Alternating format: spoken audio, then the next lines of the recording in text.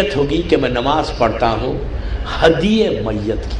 Then imagine your self کہ آپ اپنی ماں، اپنے باپ، اپنے بھائی، اپنی بہن، اپنے رشتہ دار، جمیع مومنین اور مومنات کے لیے شب جمعہ 2 رکعت نماز پڑھتا ہوں ہدیے میت کی قربتاً اللہ. پہلی رکعت میں الحم اور اس کے بعد ایک انا انزلنا، دوسری رکعت میں الحم اور ایک انا آتیناک الکوثر.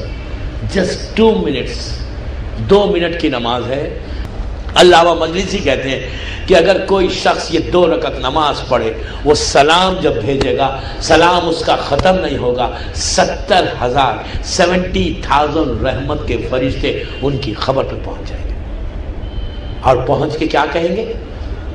یہ نہیں کہیں گے کہ یہ گفٹ ہے لے لو، نو.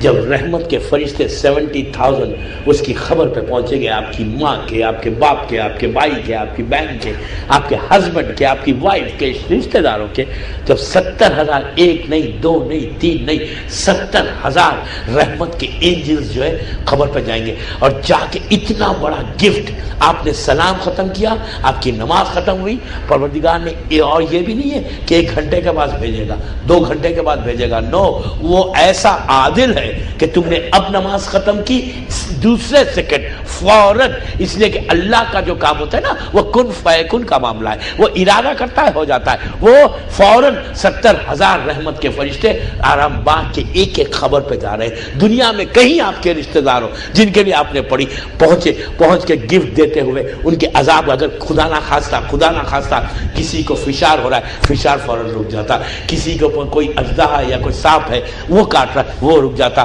اگر کسی کو آگ کا عذاب ہو رہا وہ رک جائے گا. کسی کو کوئی جانور کا عذاب ہو رہا وہ رک جائے گا. کسی کو پھانسی کا عذاب ہو رہا وہ رک جائے گا. کسی کو پیاس کا عذاب ہو رہا وہ رک جائے گا. یہ سب میں ہیڈ لائن دے رہا ہوں، اب جو کمنگ مجالس میں آنے والی سب رکے گا.